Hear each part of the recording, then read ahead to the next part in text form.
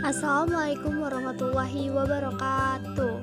Perkenalkan, nama saya Nur Afifah Fadila dengan NIM 1122104146. Di sini saya akan mempresentasikan tentang analisis anggaran penjualan pada UMKM nasi goreng gila. Oke, sebelumnya nasi goreng gila itu emang nama kedainya nasi goreng gila ya. Sebelum masuk ke materi, apa aja sih yang mau dibahas? Yang pertama itu ada apa itu anggaran penjualan. Yang kedua, apa manfaat dan tujuan anggaran penjualan. Yang ketiga, apa saja faktor yang mempengaruhi anggaran penjualan. Bagaimana prosedur penyusunan anggaran. Dan yang terakhir masuk kepada perhitungan anggaran penjualan menggunakan metode Laskoware. Yang pertama itu ada anggaran penjualan. Anggaran penjualan merupakan anggaran yang sangat penting dalam penentuan proyeksi penjualan dan penghasilan yang realistis dan pendukung utama dalam menyusun rencana anggaran komprehensif perusahaan. Anggaran penjualan yang bersifat tidak realistis seperti overconfident atau terlalu percaya diri, maka sebagian besar bagian dari rencana laba keseluruhan juga akan ikut tidak realistis. Anggaran penjualan juga merupakan anggaran yang menerangkan secara terperinci dan teliti tentang penjualan perusahaan di masa mendatang, yang di dalamnya mencangkup tentang jenis barang, jumlah, harga, waktu, serta tempat penjualan barang. Selanjutnya ada manfaat anggaran penjualan. Yang pertama itu ada perencanaan keuangan. Penganggaran penjualan membantu dalam perencanaan keuangan dengan memperkirakan pendapatan yang dapat dihasilkan dari penjualan produk atau layanan. Ini juga membantu manajemen dalam merencanakan pengeluaran dan alokasi sumber daya. Lalu yang kedua ada mengukur kinerja. Dengan membandingkan anggaran penjualan dengan realisasi penjualan aktual, manajemen juga dapat mengukur kinerja tim penjualan dan memonitor pencapaian targetnya. Lalu yang ketiga ada peramalan. Penganggaran penjualan berperan penting dalam proses peramalan bisnis. Ini juga bisa membantu dalam memprediksi permintaan pasar di masa depan dan menyusun strategi pemasaran dan produksi yang tepat. Yang keempat, ada kontrol biaya. Dengan menetapkan target penjualan yang realistis, perusahaan dapat mengendalikan biaya produksi, distribusi, dan pemasaran sesuai dengan proyeksi pendapatan. Lalu yang terakhir, manfaat dari penganggaran itu ada penilaian resiko. Proses penganggaran membantu manajemen mengidentifikasi resiko-resiko potensial terkait dengan penjualan yang tidak mencapai target. Ini juga memungkinkan perusahaan untuk mengambil tindakan pencegahan atau membuat rencana kontingensi. Selanjutnya, ada tujuan anggaran penjualan. Yang pertama itu penetapan target. Tujuan utama dari penganggaran penjualan itu adalah menetapkan target penjualan yang realistis untuk periode tertentu. Biasanya sih tahunan ya. Ini memberikan arah yang jelas bagi tim penjualan dan manajemen untuk mencapai pencapaian yang diharapkan.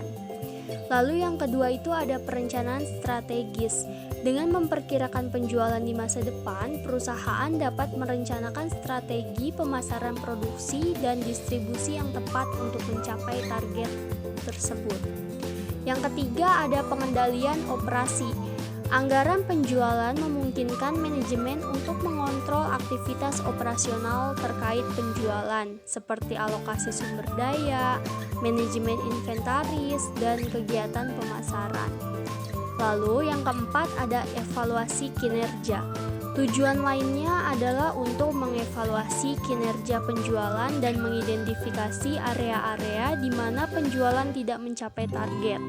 Ini juga membantu dalam meningkatkan efisiensi dan efektivitas strategi penjualan.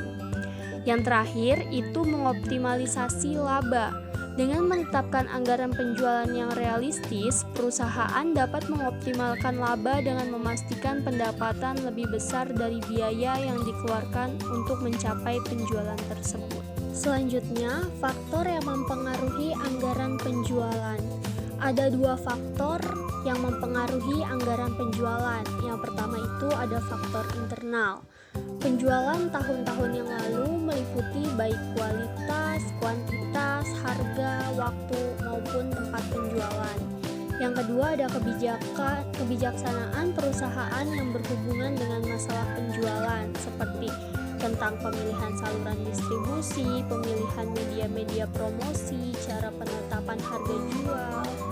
Yang ketiga itu kapasitas produksi yang mau dimiliki perusahaan serta kemungkinan perluasannya di waktu yang akan datang. Nah, faktor yang mempengaruhi anggaran penjualan yang kedua itu ada dari faktor eksternal. Faktor eksternal itu biasanya meliputi data, informasi, dan pengalaman yang terdapat di luar perusahaan, tetapi juga mempunyai pengaruh terhadap anggaran penjualan perusahaan. Faktor-faktornya itu yang pertama, keadaan persaingan di pasar. Yang kedua, posisi perusahaan dalam persaingan. Yang ketiga, tingkat pertumbuhan penduduk. Yang keempat, tingkat penghasilan masyarakat.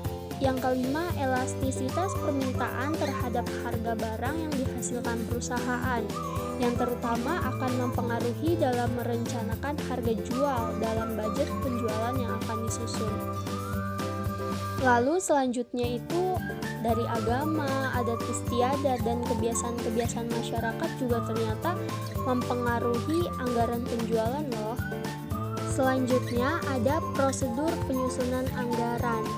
Yang pertama itu tahap penentuan pedoman perencanaan. Anggaran yang akan dibuat pada tahun yang akan mendatang hendaknya itu disiapkan beberapa bulan sebelum tahun anggaran berikutnya dimulai. Dengan seperti itu, anggaran yang dibuat dapat digunakan pada tahun anggaran. Lalu yang kedua, tahap persiapan anggaran.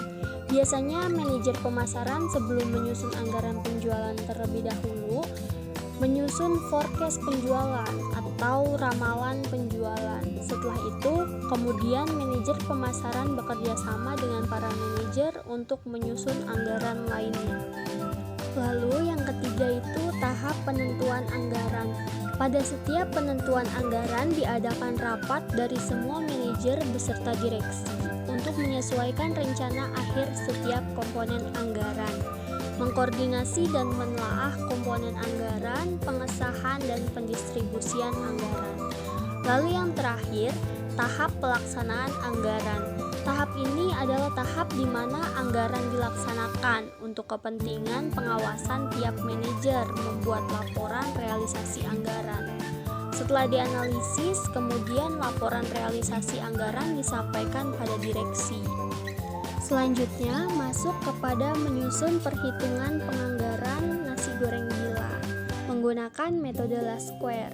Sebelumnya, metode Laskwer adalah suatu teknik statistik yang digunakan untuk menemukan garis regresi terbaik yang menggambarkan hubungan linear antara dua variabel. Metode ini sering digunakan dalam penganggaran untuk mengestimasi atau memprediksi nilai variabel dependen berdasarkan nilai variabel independen. Tujuan utama metode Laskwer adalah menemukan garis regresi yang paling mendekati sejumlah titik data observasi. Nah, di sini ada tabel data penjualan nasi goreng gila di 5 tahun terakhir. Oke, sebelumnya penulisan datanya itu menggunakan pecahan ribuan ya.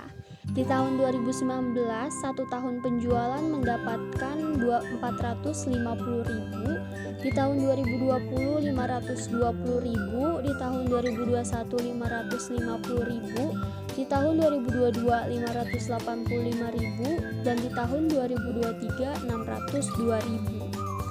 Yang pertama, mencari forecast di tahun 2024-nya dengan rumus Y sama dengan A plus BX. Untuk mencari A, rumusnya adalah sigma Y per N. N adalah tahun dari 2019 sampai 2023, maka N-nya adalah 5.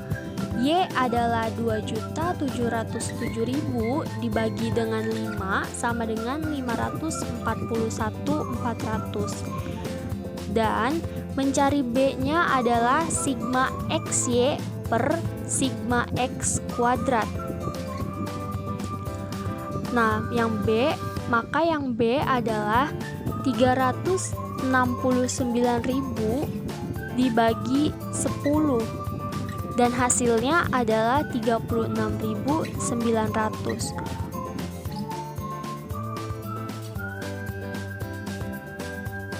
Selanjutnya, untuk mencari forecast di tahun 2024 itu adalah Y sama dengan 541.400 plus 36.900 dikali 3. Nah, hasil dari forecast 2024 itu adalah 652.100.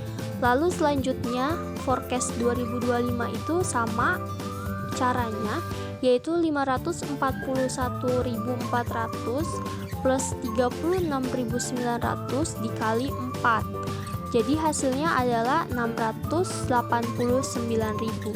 Lalu selanjutnya forecast di tahun 2026, 541.400 plus 36.900 dikali 5 dan hasilnya adalah 725.900. Nah, jadi kita bisa menemukan forecast penjualan di 3 tahun yang akan mendatang. Di tahun 2024 yaitu 652.100, di tahun 2025 689.000, dan di tahun 2026 725.900. Kesimpulan yang bisa diambil yaitu berdasarkan hasil prediksi dengan menggunakan metode Least-Square, itu diperoleh kesimpulannya yaitu anggaran penjualan kedai nasi goreng Gila setiap tahunnya mengalami perubahan dari anggaran penjualan produk tersebut, menyebabkan besar kecilnya penurunan atau peningkatan terhadap hasil penjualan. Besarnya penjualan tidak terlepas dari peran wilayah pemasaran yang berkontribusi dalam penjualan produk. Hasil analisis pertumbuhan menemukan bahwa penjualan produk pada kedai nasi goreng Gila selama tahun 2019 sampai 2023 itu mengalami peningkatan terus-menerus. Nah, kita sudah mencapai di ujung materi. Sekiranya itu saja yang bisa saya sampaikan. Kurang lebihnya saya mohon maaf. Terima kasih. Wassalamualaikum warahmatullahi wabarakatuh.